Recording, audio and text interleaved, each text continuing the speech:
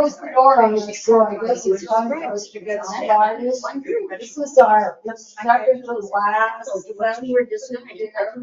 Dan Johnson will be doing it next month, and he'll be wonderful. And is anyone on the golf wing here? I don't have too much information. Do you have information, Kathy? No. It's September 23rd, I believe, the fourth Saturday. Or Tuesday? Fourth Tuesday, yeah. You're Sorry. correct. And it is about tulips. Yeah. So someone from. That's right. Yeah. So I'm sorry I don't have more From information than that, but I'm from Orange City. Yeah. And we think he'll have some tulip bulb because they pull up 10,000 or something like that. But I have no idea what. I was told, that's where my daughter went to college, and they said that after the Tulip Festival, they're free for all. Anybody can come up and dig up the bulbs. Well, they dig them all up and Yeah. plant them every year. Yeah. Isn't that crazy? Yeah. And it's expensive. yeah, and they also can make sure it's blooming during the, So, They get it. they Yeah. time it. so my topic is new planting science. And since I'm doing a presentation, I got to decide what new planting science we might look at. So I kind of started out with, okay, how do I do this? There, oh.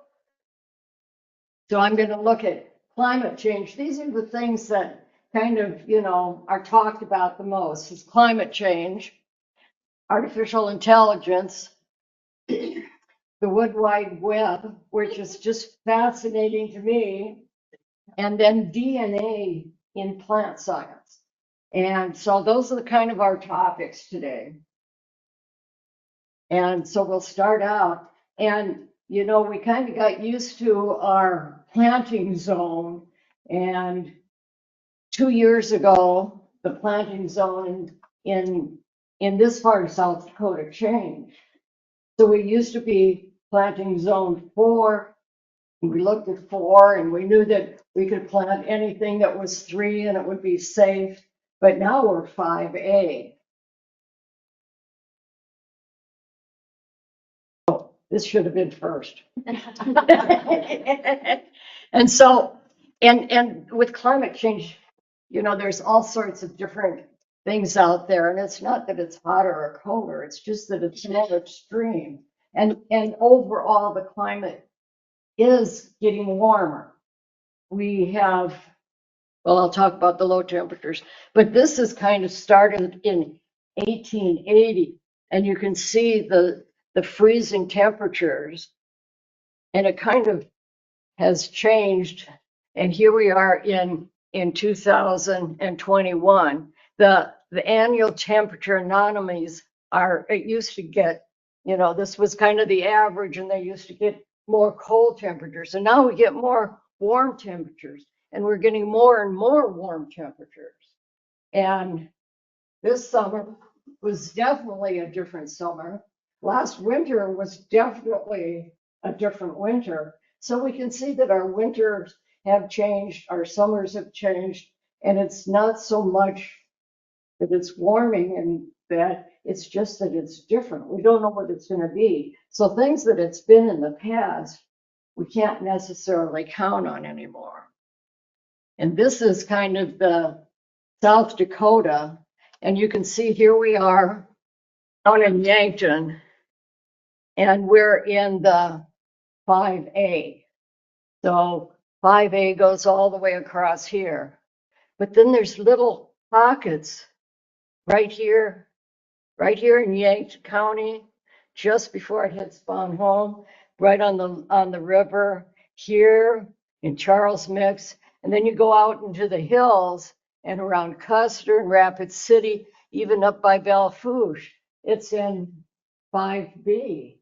So it's really changed. So there is a app where you can go in and put your zip code in. So it should tell you exactly what zone it is, exactly where you live here in Yankton. But we're in this 5A. So, and you can see it doesn't go very far. just even almost by Sioux Falls, it goes back to zone 4. Where are you at? Are you at zone 5 still? Yeah, I'm sorry, Lana. Yeah, I am, according to that map, I'm in 5, but according to what actually happens in my garden, I still feel like You it's a still 4. do a, yeah, 4. Yeah. And so- But they talk about microclimates too, so I think Yeah. that's what I've got. I've got that. So when we look out the window, what we see and what we listen to on the radio and TV, that's forecast for weather. And the weather is short term. Right now, the weather is what's happening. And then there's growing degree days. And probably your husband uses that from the farm. And that's another kind of measurement that compares the daily maximum and minimum temperatures. And it's used mostly by commercial growers and farmers use that to estimate the time that they have to grow things. And then we use the hardiness map. That's what the zone is. And so when we look at plants, when we go to the greenhouse and on the tags, it's going to tell us the hardiness zones. So that's really what we're paying attention to. But, you know, just because it's zone 5A, this year we might be 5B in another 5 years. So we can just kind of be aware that things are just not what they've always been. And what does it mean? A longer growing season? Maybe, maybe not. We've kind of had the same freezing temperatures on the both ends at about the same time. Ever since I've lived in Yankton for the last 17 years, it's pretty much been May 15th is our frost-free date, and it's pretty much been April 15th, or yeah, not April, October 15th. We've been looking at a frost around there, but that may change. So it hasn't really changed our frost-free dates. And so but it has changed the minimum temperatures. So in a zone 4, the low temperatures are between -20 and -30. And in a zone 5, it's between -20 and -10. Well, we did have some -20 days for sure this last winter. But there's a difference between a low of 20 and a low of 30. So that does affect your plants, your perennials that are in the ground. So there's no guarantees. But in your yard, you could create little microclimates. And that's kind of a little area that's protected, usually by a house, sometimes a fence or deck. I know when I was working down at USD, they had right against the building that was brick, at the sidewalk, there was an area that they had cannas that they never dug up that survived South Dakota winters in the ground. But that was definitely a microclimate there with the heat from that brick building and the heat from the sidewalk. It just made it a whole different world. If it would have been on the other side of the sidewalk, they wouldn't have survived. But you might have areas where you can grow things because it's a microclimate. And it's just kind of a protected area. So you can explore things. And so what does it mean for our planting? Well, things that have struggled in the past, you know, this is a Lenten rose. And people have had them in their yards in Yankton, but it's always kind of iffy. But they should be more adapted to surviving now that our zone has changed. Along with Oriental poppies, that was another one that was kind of iffy. And then lily turf, which is never grown here, which my daughter-in-law, we planted all kinds of it in her yard in New Jersey, and it was great. But that should survive here in Yankton now with change. I haven't tried it, but it's a nice little ground cover. And then vegetables, well, if we've got a nice microclimate, we might want to try growing things like artichokes. I don't think I ever dreamed that I would grow an artichoke in Yankton, South Dakota. But with the changing temperatures and if that soil doesn't get so cold, if it's in one of those microclimates, it just might work. So, okay, now we're going to go to artificial intelligence. And this was just kind of fun. I mean, the whole world is going AI, AI, AI. That's all you ever hear, AI, AI. And, you know, the big thing now is our electricity bills are gonna skyrocket because it takes so much electricity to run all these AI programs and everything. But it's kind of fun to play with it. So what it is, it just accumulates knowledge from all kinds of sources. And then you can do it to reshape your yards. And I'm sure that it'll be a big deal for large scale agriculture. But I kind of started playing with it. And one of the things is that there's going to be better programs out there that you can download to identify plants on because they're going to be using the AI to identify them. Where we've had just experts putting those programs together in the past. Now AI is going to accumulate all of that. There's going to be watering systems that are all based on AI that will check your soil or your pots to see if they need watering. And then they'll start watering for you automatically. What fun is that? Even robots? Yeah. And then we've seen some of this around here in Hinton already, where they're using the drones to apply fertilizer and insecticides and all sorts of things. Yeah. So that's really, to me, that's really smart because it's not wasting nearly as many chemicals and it's getting it closer to the crop. Have you seen anybody using that? You've used it? Yep. What do you think? It worked because we sprayed our corn with drones for fungicide, and now everybody's corn is rust, and ours is not. Was it cheaper or more expensive? Well, we've never done it before, so I don't know what to compare. You mean using a drone rather than? Another form of applicator. I don't. What did know. you use, like tractors before? Yeah, it would have been a tractor or an airplane, Airplanes would have been the most expensive, I suppose. especially if you build your own.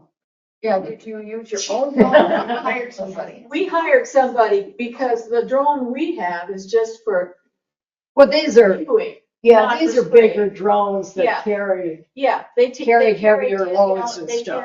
carry 10 gallons at a time. And they planned on like a flatbed, like a Mhm. flatbed Yeah. Right. trailer and built on that. Yeah. So that's going to be an exciting thing to use. It is. And then, oops, and then designing gardens. Now this is where it got really fun.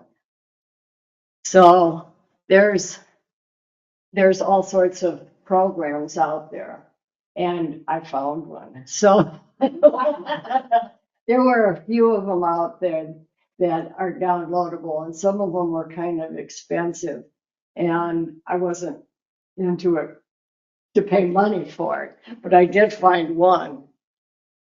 And so I took a picture of my front yard, and they had different themes that you could choose. So I can't remember if this was Asian or Zen, but it's kind of nice. And this one I think is English cottage garden. And I don't know if my neighbors would be willing to change their houses to be my style, but I kind of like that, you know? And then this one, I don't remember what the theme was, but it was kind of fun doing this and seeing what they came up with. You know, they kept my tree in there, and they kept the neighbors across the street, Although here they definitely changed the style. But it was just kind of fun to see what they would do. And so then after I did my front yard, oops, I went and did my backyard, and I've got a pond in my yard, and my pond is kind of like that. So that was the most like my yard is now, but it was different and it was kind of cute. Here, they added an addition to my house. That's nice. And there, Yeah, are they paying? and this one added an addition to my house too. So it was just fun to play with these. You know, this pond and this pond, I wouldn't have had to redig it and redo it. This I would have had to move the whole stinking pond and do that kind of thing. But this was really fun to play with. Did you find those online? Yeah. Yeah, it was, I think, free for 2 days. And then it was ridiculous. Absolutely ridiculous, like $30, $40 a month. So here's the Zen one. That's kind of cute. Here's a formally one, and this is a much more formal one. But see, again, they took my neighbor's house, and I think they attached it to my house. I think so too. So it's kind of fun to play with those. And I can't remember the name of this one. There were some out there that were just kind of bad. You know, you could take, you know, you'd say you wanted, I don't know, arborvitaes, and then they'd have a picture and you could move it around, but it wasn't to scale or anything. I loved playing with this. And so I kept going. So I told her to redo my deck here. So I like this one. This one, they gave me the ocean. I really like that. I like that one best, but I know the change is quite here and there. So here's my Zen. Here they moved my pond to the other side of the house or other side of the yard. And I'm not going to be redigging in that pond. I'm not going to do that. But you can see here they changed my doors. Yeah, I'm not sure exactly what they were thinking. And if you've been to my house and met my dog, you know that this Zen stuff. He tears out of the yard whenever anyone's walking a dog. He'd have that gravel just flying. Oh, and if you want to try some more, I redid myself. My son said, "No, that's not you." I think it's me. So It's like you laugh. So if you're gonna do a dating profile, I guess you'd want to do the AI stuff to make sure that, it looks like you. At least like you want to envision yourself. So the AI stuff, I think, is just gonna be so much fun to play with, but it's gonna be the affordability. So I think the longer we wait, the less expensive it's gonna be. And a lot of the programs will be able to tell us, what zone, take our zone and put plants that are fitting that zone and really kind of customize it. I'll just keep that up there. Is that what I look like in the pool?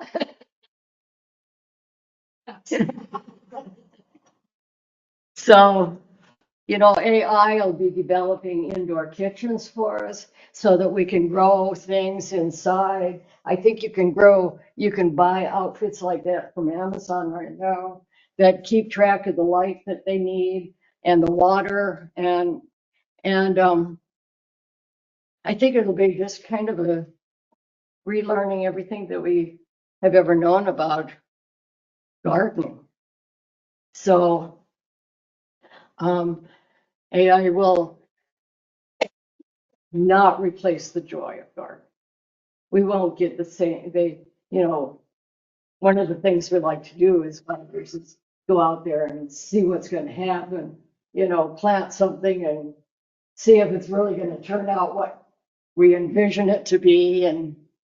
But it will combine the wisdom that has been accumulated over millennium and add technology to it.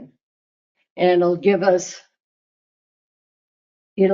what to do, but we'll still have our creativity and our passion for gardening. That's what's important for all of us. This is going faster than it should be going.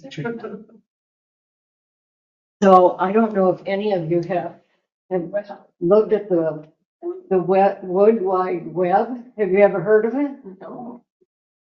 It's just fascinating. It's just absolutely fascinating. And I can't really bring a lot of it in, but if you go out to YouTube and type in Wood Wide Web, there's all sorts of programs on it. And most of them are about an hour long, so I couldn't download one of them. But it's just fascinating what's happening here. And what's happening is we found out that the trees do talk to each other. And they do take care of their children.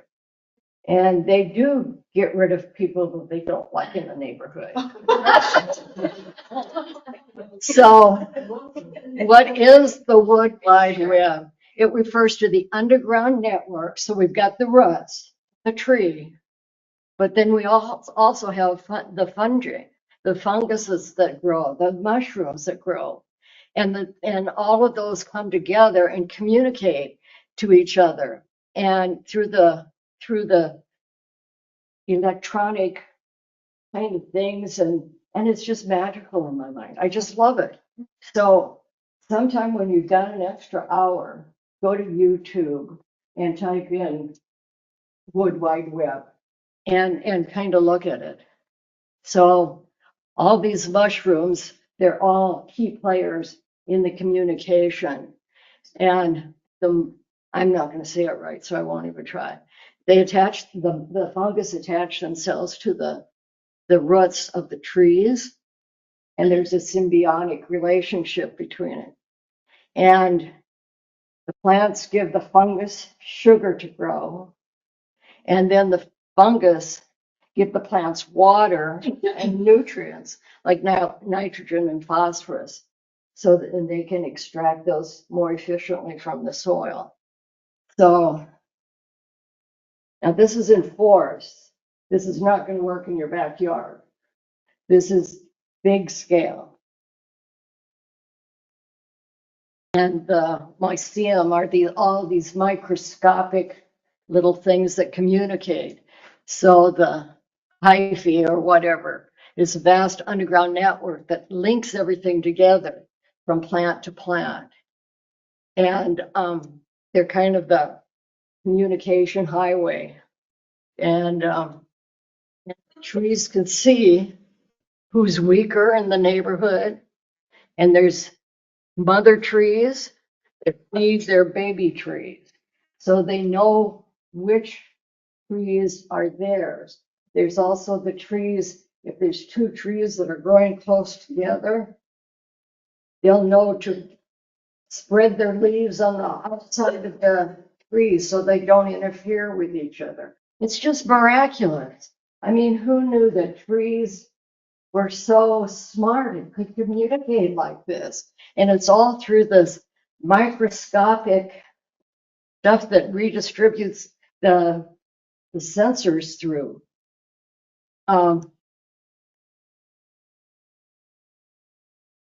So it also is seasonal, so that when deciduous trees have lost their leaves and kind of are dormant, they'll send everything to the evergreens to keep the evergreens growing through the winter.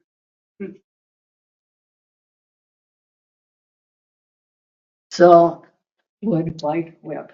So it stabilizes an ecosystem, supports the weaker and younger plants, and balances resources. It's not all cooperative because they will also identify invasive species and they'll kind of steal the food from the invasive plants so that they don't have as good a chance to survive. But I'm not going to take an hour here. So this, I'm going to slaughter it. So the CMN is kind of the communication source. It's all those bacteria that are in the ground from the mushrooms and the roots of the plants. So this is kind of the woman that started this. And this is, if you want to read a book, this is the book to read, Finding the Mother Tree. And she was a forester in Vancouver, Canada. And her family was I think it was third or fourth generation loggers. And she kind of explained when her started logging, it was very labor intensive and dangerous. And her grandfather, great grandfather would go in and they'd cut the biggest trees down and then kind of left the rest of the forest to take care of itself. And then we've changed forestry so much. Now the lumber companies go in and clear the whole thing out, clear cut everything. And so you lose that whole communication network. You lose all of that plant helping plant, tree helping tree, all that, and it's all gone, not just the trees, but the whole communication system. And it's her, she has a TED talk that you might well watch. It's her talks that I kind of look at a lot. And this is her picture. And so she started out working for her family's lumber company and doing these clear cuts. And that was the way it was done. And then she just kind of started learning more and learning more. And then she learned more and more and more and found that this communication system is pervasive in the woods and that the clear cutting of all the forests has destroyed all of that. And it takes generations, maybe 100 years for that ecosystem to come back. So when we're doing things, we do what we think is best at the time. And so we can get a lot of lumber if we clear cut this. Well, now we've learned that if we clear cut that, we've destroyed this whole ecosystem. We've destroyed this whole system that's been alive for centuries and centuries and centuries. So now she's on a mission to kind of redefine the logging company and, question whether our cheap toilet paper or 2x4s that are cheap are worth not having these old forests that have survived through the centuries, and kind of wants us to think about what's happening. And she's a professor at college in Canada, and she has a project that she has a bunch of students working on, and it's a 100-year project. So she won't see the end of the project, and the students won't see the end of the project.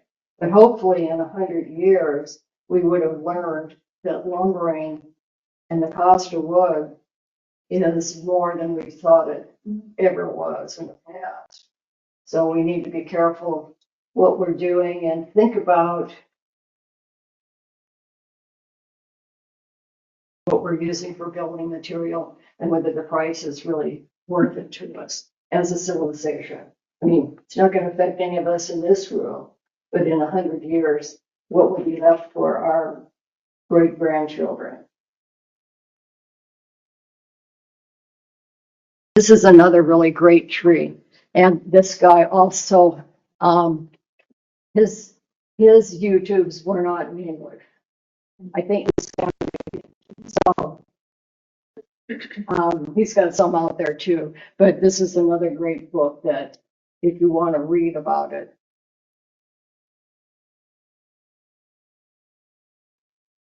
Now I'm getting to the end of my talk and it's only taken a half hour.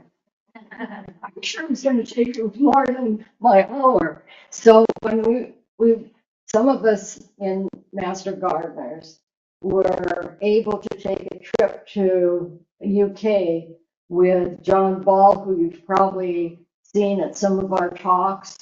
He's the tree guy from SDSU. And every few years, he takes groups on trips to different places. Suzanne and I went to Peru with him how long ago? A few years ago. 2015. And so this year he took us to the UK and we went to London and then we went up to Edinburgh. And at the garden up in Edinburgh, they started talking about how they're using DNA now to reclassify plants. You know, plants have been classified in different ways and they've changed classifications, but usually it's based on what they look like, what their leaves look like, what their flowers look like, what their roots look like. And now we're finding through testing the DNA, that plants that were in one category are not necessarily in that category. This is really a new science that they're coming through with. Before we were to this garden, I'd never heard that they use DNA on plants. It's how they solve all the murder mysteries, isn't it? So I guess this was the next thing for DNA to do, but you never think of DNA being used to classify and identify a plant. But it's the same as it is for people, a chain and all the little things. So this is all real new. So yeah, right now it's essential for agriculture and conservation and medical biodiversity. I also took a trip, I love to travel. I took a trip a few years ago and I went to the oldest garden, I guess, that's been created, that's still in existence. And it was at Padua over in Italy. And botanical gardens started as medicinal gardens. This one started in, I don't know, 40 something or other. So it's been around for, going on 2,000 years. And so when they were first using plants, that's what they used them for, was medicinal. That was the first adventure into kind of collecting plants and identifying plants, was for medicinal use. And we still use plants for medicinal use. But now we've got all this refined ways of identifying things. So we won't just use the shape, size, flower, and leaves. We can look at different plants using their DNA. And there's barcode readers that are just like human DNA with the ladders. So this will be a way of identifying plants that we probably will never use, but it will be used by scientists in the future to be more specific in identifying what the plant really is and what family it really belongs to. So I found this picture, and I don't know about you guys, but I'm very allergic to poison ivy.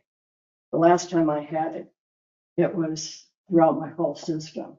And so, when you're looking, I can pretty much identify poison ivy all the time. But when you look, the blackberry leaf isn't that very different. And for somebody that isn't familiar with the plant, those could be confused. And I can't even read that anymore. But this is kind of, this is the way we've been identifying plants. So this will be something that if you've got an allergy to something that you might want to, in the future be aware of. And we talked about the medical plants. And this is where it's going to be critical, because if we're using a plant for medicinal purposes, we certainly don't want the wrong plant used. We want to be sure that the plant they're giving us, feeding us, is the plant that is supposed to be doing what it's supposed to be doing.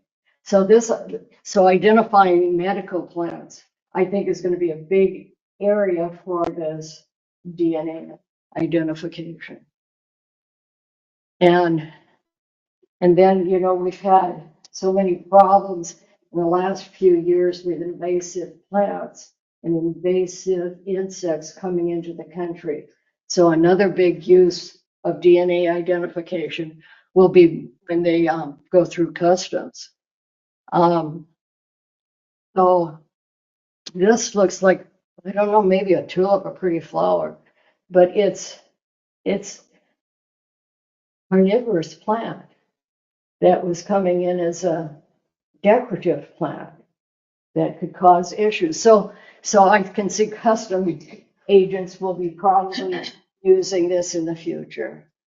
Keep us safe, to keep invasive plants out of the country and keep them where they're supposed to be. And we'll probably have little handheld applications on our phone that will identify plants' DNA for us, but not today. So I think that's all I had. So, which was most fun? It was kind of fun using those programs to create my yard. So if you want to go out and look at some of those and play with them, but they're expensive. So look for a free use for a day or two. That one was fun. So I think that they're going to be more sophisticated as they go along. This one just made pretty plans for me. It didn't tell me what plants to plant. It didn't tell me what zones the plants were good for. It didn't tell me if they needed sun or shade or anything else. It just kind of made fun little pictures for me to look at. But in the future, I think they'll be really sophisticated when you can say I'm in a zone 5A and I have 3 hours of direct sun and heavy shade and I have dry soil and it'll come up and I want a pink flower, and they'll be able to come up with plants that are going to fit right into your yard. So interesting. Yeah. I thought it was all kind of fun. Yeah. So is SDSU's extension service, are they doing much with ID, with DNA. AI yet? Things they aren't. Not yet. Not that we've heard about. No, it's all kind of new. So, and South Dakota isn't well-funded education either. I mean, so this is more scientists are doing this stuff, not so much, educational institutions, research grants. Yeah, I'm sure that's true. I had a plan to my cell phone, Lois just identified it for me. So that used the AI on her cell phone. But what kind of machines would they use, like, to identify the DNA. DNA? I wonder what that. Well, I don't know what they use to make DNA for people either. But you send you swab your cheek and send it into Ancestors, and they tell you where you came from. They look in the microscope, I suppose, and then. No, it's more sophisticated than like It's too small for a microscope. My daughter works with this. That's what she got her master's in, was DNA. She worked with DNA all the time. And I don't know that I can explain it, but they are able to separate it out. Yeah, those chains. Yeah. Oh, yeah. And it's all in cellular level. Yes, and then it tells them what that is. Like she found a bean plant growing and she wanted to know what kind of bean it was. So she used its DNA and found out it was just a common garden variety bean. She didn't think Green it was- bean. Green bean, yeah. But yeah, they separate that out somehow and it's too small for a microscope. Oh, yeah, it's all Yes. cellular. It's part of the Yeah. cell. Yeah. And just like the trees talking to each other, you can't look at that stuff under a microscope either. That's all smaller than microscope stuff. So do they Hopefully dig down? it'll come to like farmers' fields, that the corn talks to the weeds. Jason, tell them to go away. I went to a presentation, this is way, way, way back when I was teaching science. And I went to a presentation, they were talking about plant communication. And they said plants talk to each other with sound that we can't hear, it's too high. But if the forest, if the trees, pine trees are being attacked by pine beetles on one end of the forest, they send out this sound and all the other pine trees in the forest hear that sound and they are able to protect themselves by producing chemicals that repel those pine beetles. Well, now I think they found that it's all those underground. That too, Yeah. but I just thought, Yeah. way back then, that's probably 25 years ago. Well, remember way back, they used to play music for our plants that they Yeah. got bigger and healthier. And so, I mean, science is a moving target and it changes day by day what we find out about. And machinery gets, we used to have a microscope. And I mean, right here in Yankton up on Observatory Hill, they used to have that big, Telescope. Yeah, There stars still and is one in there. yeah, and that used to be like state of the art. And now you can buy better ones at Walmart for $20, So things change and sometimes they change quite rapidly. And what was true at one point isn't necessarily true anymore. So yeah, I mean that web wide world, I'm just fascinated by that. And that woman is just, kind of trailblazer in forestry. I know that a few years ago, when I was at my son's house, a family from Sweden was over visiting, and he was a forester. And everything that he did was on the computer. I mean, it was all computerized. And now it's a whole different world that they're looking at in forestry. Now they're looking at saving these mother trees and going in and selectively cutting down trees that will keep that communication, underground communication network going. And one of the YouTubes that I watched, she said she was digging into the ground and under a tree to see what she could find, and she found like a truffle, and it had a cord coming off of it, and it was just like, and she kept following that cord down further and how it intermingled with the roots of the tree. And I mean, it's just, we don't know what we don't know, I guess. I have a recommendation for a film to watch. It's called Fantastic Fungi. And it's by a number of people, probably including her and a fungi expert out in Washington named Paul Stamets. But it was out in 2019 and it is just, the cinematography is fantastic, but it really gets into this mycelium network Yeah, that there and what's the possibilities with this network. yeah, what, But fantastic fungi. yeah, and what we're gonna find out in the next 10 years. So, this is just like the tip of an iceberg. She did she was doing this probably 10 years ago is when she started, I think, a lot of her stuff. I think her YouTube might be from 2015. So it's been around for a while and just more and more every year. But imagine having a science project for 100 years. Yeah, that film is on YouTube and it's on Amazon Prime Oh, and Apple TV. yeah, YouTube it's full of all sorts of things and they're all free. Now, well, these aren't. They're like $4. Oh, Oh, you have to pay for it. Yeah. Whoa. $4, I don't know. I have a friend actually that talks to her plants, and when she's ready to prune them, she will like go up to the plant and say, call in all of your energy. I'm gonna walk around the house and I'll come back and I need to cut you back. She's never lost a plant yet. So, food for thought. I think we kind of found out a lot of us talking to plants was Yeah. giving them more, Yes. giving them more breezes and That, oxygen. and they give you the Yeah. oxygen back.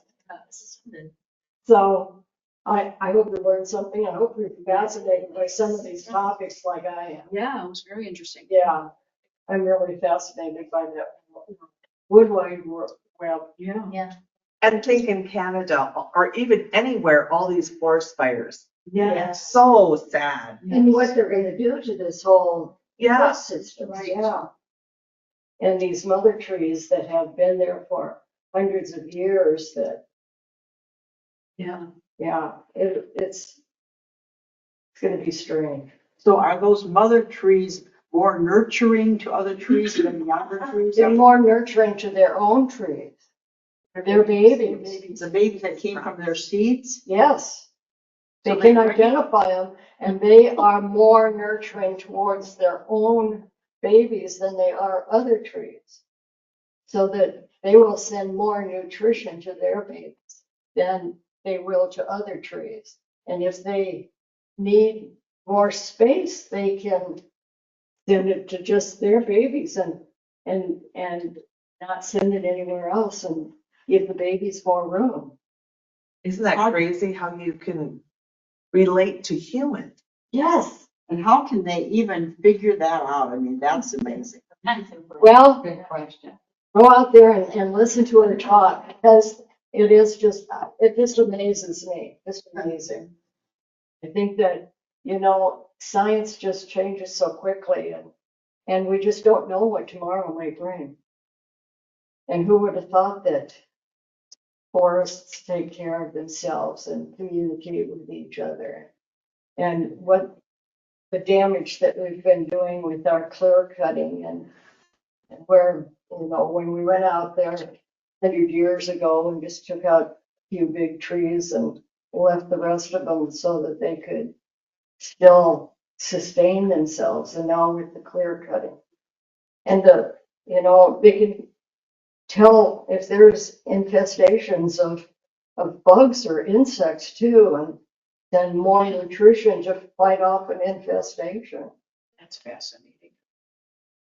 I'm just fascinated by it all. It almost makes me think that when they cut down another tree, the babies are sad.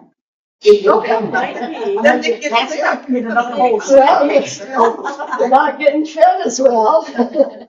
Then another mother tree will take her place, and so. An aunt or somebody. That woman is just fascinating. I'm just, That was to so interesting. be in a field, she went into this field where few women ever went into forestry. And then to go in so deep to create this whole new way of looking at forests is amazing to me. The IA is fun too. You have to go out there and take a picture of yourself. So, we see those pictures on Facebook and you can't believe anything that you see anymore. So, You can take a picture of yourself and somebody else, and they will send you examples of what your offspring would look like. yeah, it's a good job. Oh, no. You're dating somebody. Cute babies or not cute babies? Better shop for more. So science is fun, I guess, huh? Kind of frightening too. Yeah. Oh, indeed. Wouldn't it be wonderful if, like I said, with the crops, somehow the weeds, because chemicals, they really don't work so much anymore, they're getting immune. Yeah. Well, yeah, I mean, I'm not a farmer, Marlis could talk to Yes. that more, but the crops for the last how long they've been, you know, so that they can take Roundup and drugs. Yeah, they changed the genetics. Yeah, But then, Roundup, what does that kill anymore? A lot of the weeds are Well- becoming immune to it. well, but the formula's changed, Yeah, so, maybe, yeah. Yeah, who knows? science. Gotta fight with something, right? Might be weed, might as well be weeds. What is a weed? Something. Yeah. You know what? Somebody told me if you're gardening and something volunteer came up, you didn't plant it, so it's a weed. So yank it out, and I can't do that. No. Yeah, tomato plant. Well, one that is a cherry that's Levon was being over looking volunteered. at a garden and said, what's that blue plant? Or that's that plant with the blue flowers, and said, that's a weed. She said, well, I want that in my yard. Yeah. So, it's not a weed to her. Pretty Jenny. Oh, we have a volunteer for that. Wild violet. Or sertraline, or that's, what's that called? Or purslane.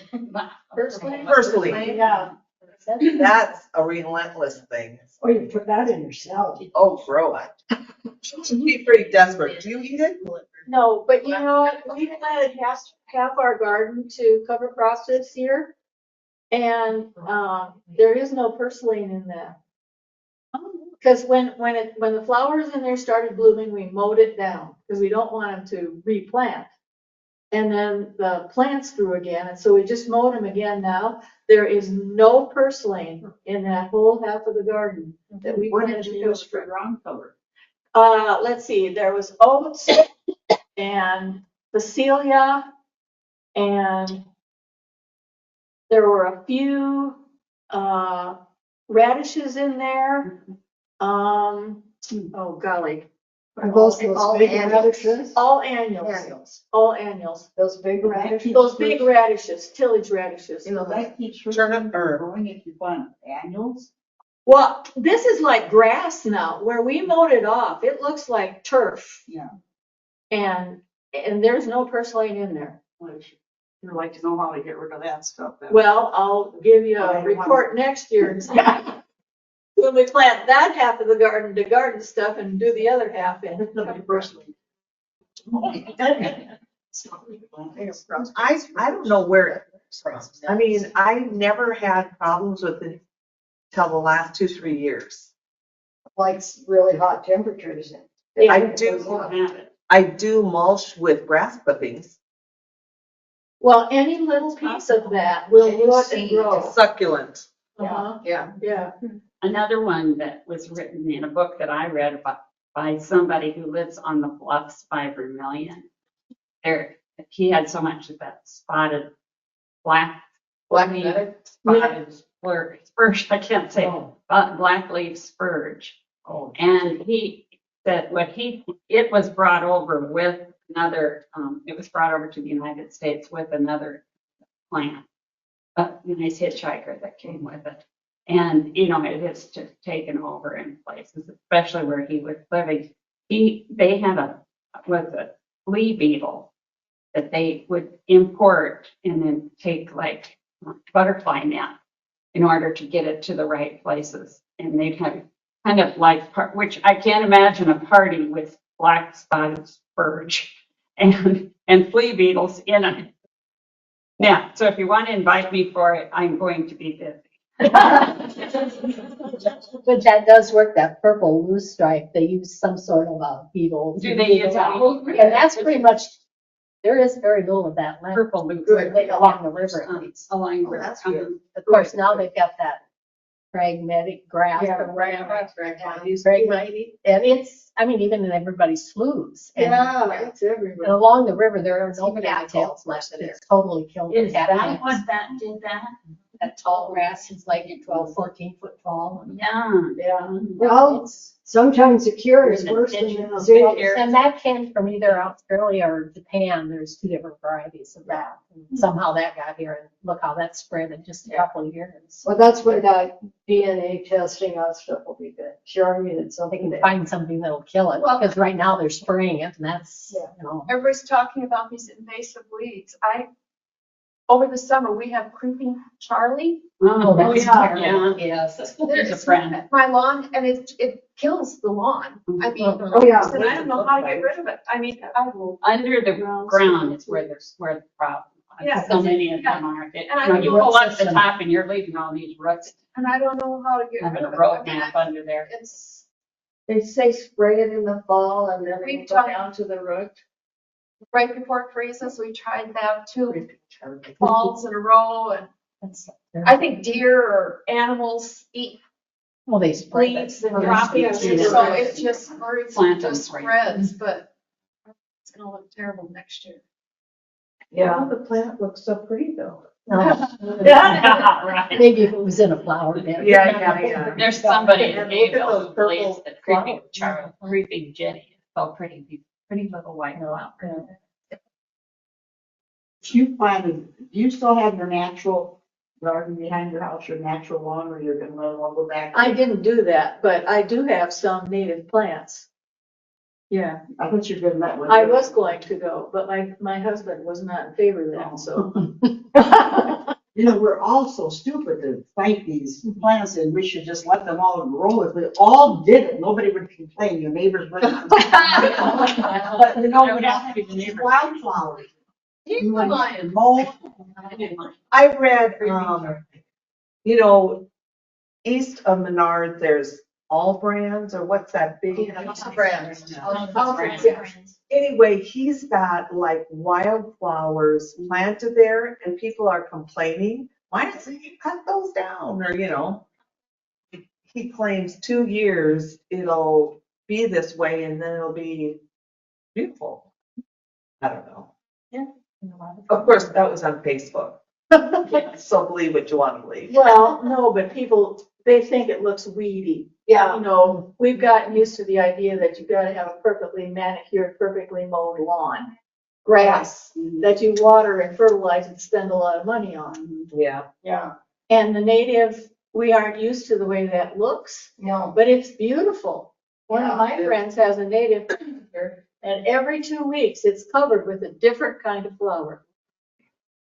Somebody was telling me last spring about a hillside that was in a pasture and it was full of pasque flowers. Oh, Yeah, which, wouldn't you just love it? Yeah.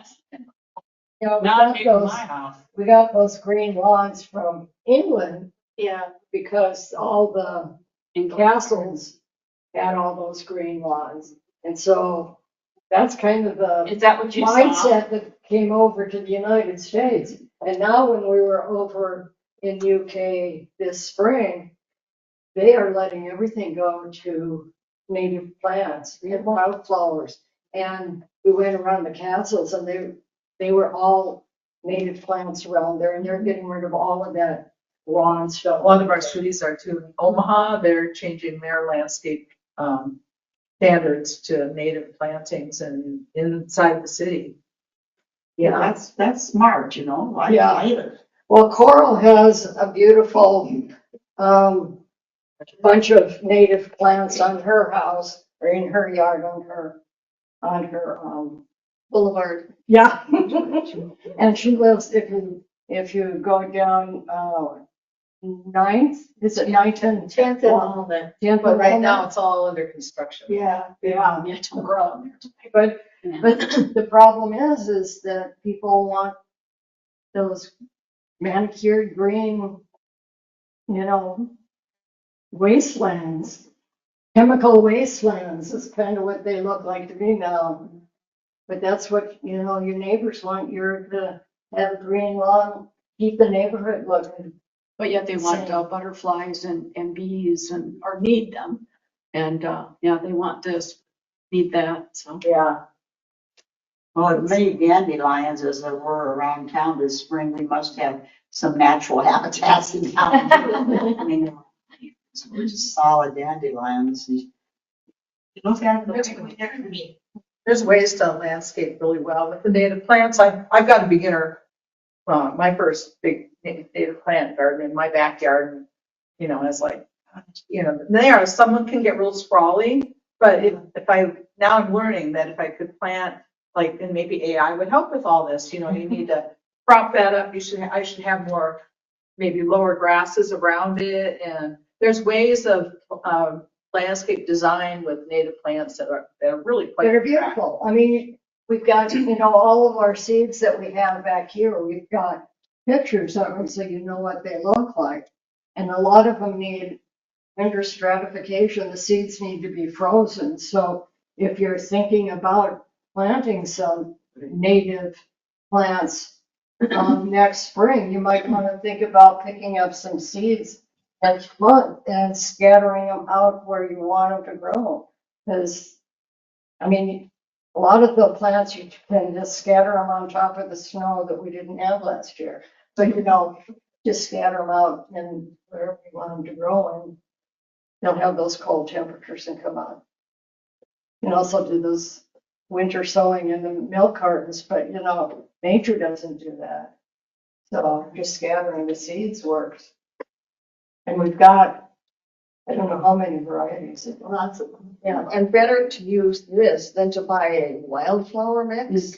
Yeah, There's stuff in there you don't want. yeah, because it's not South Dakota stuff. It's wildflowers somewhere else. And some of them are invasive here. And sometimes you get invasive grass with it. And Yeah. We don't know what kind of flowers are back there. There's a beautiful book, There's 2 books full, yeah. and it shows you what they It shows look you like. the pictures and tells you what they're like. And They all yeah, wildflowers? yeah, they're all native. Oh, Well, there's some grasses too. They're not all flowers, but Yeah, Marla's part of the collection of them, right? yep. We went out into the wild and collected. And now Coral collects a lot of seeds from her own native plants there in the yard.